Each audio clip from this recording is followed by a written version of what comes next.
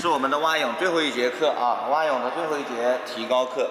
然后呢，前面我们把手腿，这个动作还有配合路上的配合节奏，我们都已经教完了啊，教给大家了。今天我们就讲一下水中的配合啊，配合节奏应该是怎么做，好吧啊？然后还有一些配合的常见的错误动作，我先做给大家，大家看一下自己有没有类似的问题，好吗？啊，第一个错误啊，就是手腿同时配合节奏，手腿同时啊，这样子我们蹬腿的效果就没有了啊。我先做一下错误的动作，手腿同时，有些这样子游的啊。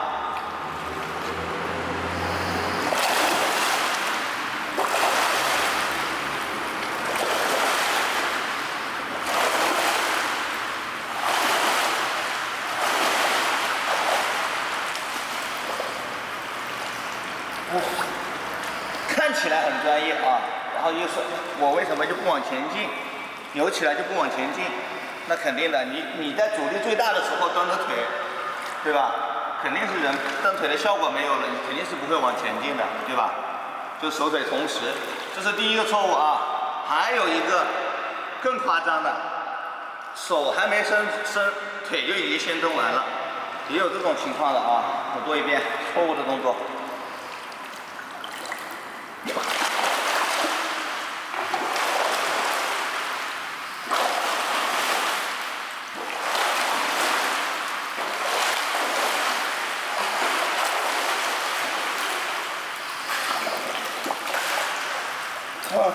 这个更难，25米感觉都游不完，又费劲，又不走，又不往前进啊。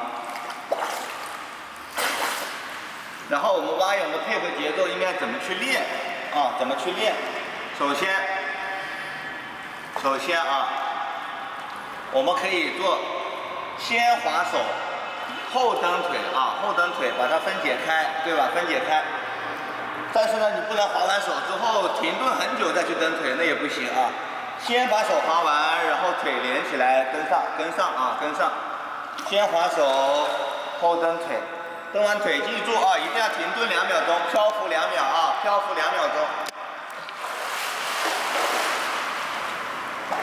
我做一个示范啊。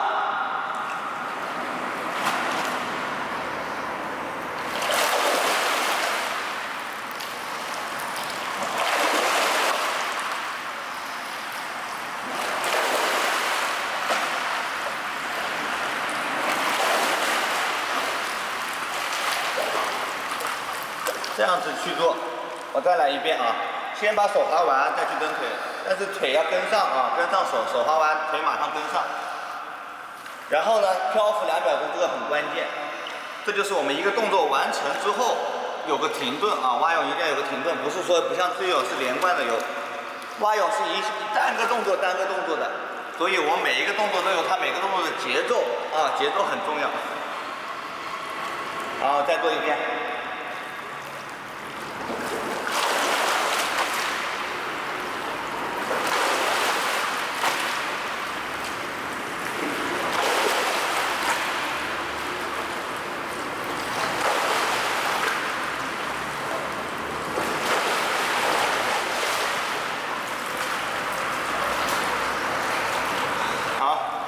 还有人问我腿就是控制不住怎么办啊？他手一动腿就控制不住，不由自主的又开始动，甚至感到比腿还快啊，比手还快，他腿动的比手还快，很快，所以就导致了我们的手脚同时，甚至是先蹬腿后伸手了啊。这个动作怎么改进呢？等一下啊，我借助一下浮板 A 字板啊。接下来这个腿部控制不住的人啊，借助这个 A 字板啊，夹在腿中间，把腿并拢，单独划手啊，单独划手，腿就不要动了，就划手，也不用打蝶泳腿啊，就单独划手。先把腿控制住，大腿伸直，腿伸直并拢。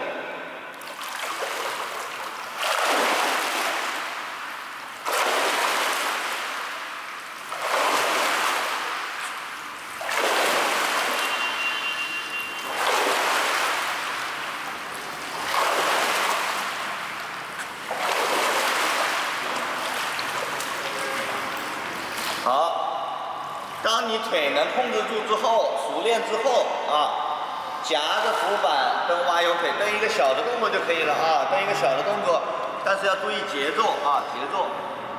我们在路上讲的那个动作节奏不要忘记了啊，1、2、3、4拍啊，做好。好，做个示范啊。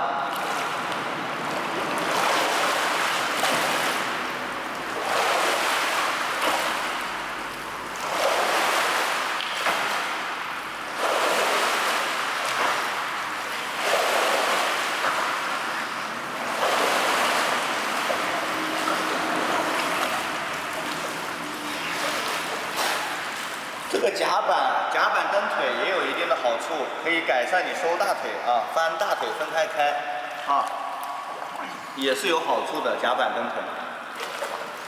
好，再来一遍啊，注意看节奏。伸手的时候我们才开始收腿啊，才开始收腿。你可以把动作做慢一点，我把动作做慢一点啊。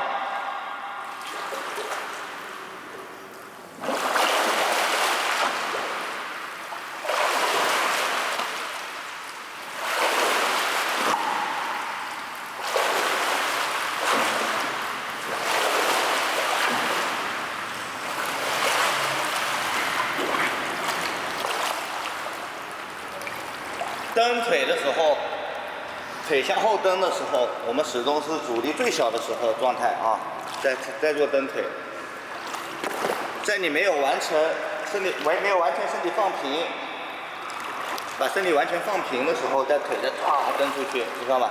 找到这种感觉啊。好，接下来可以不用扶板了，做一次完整的配合节奏了啊。好。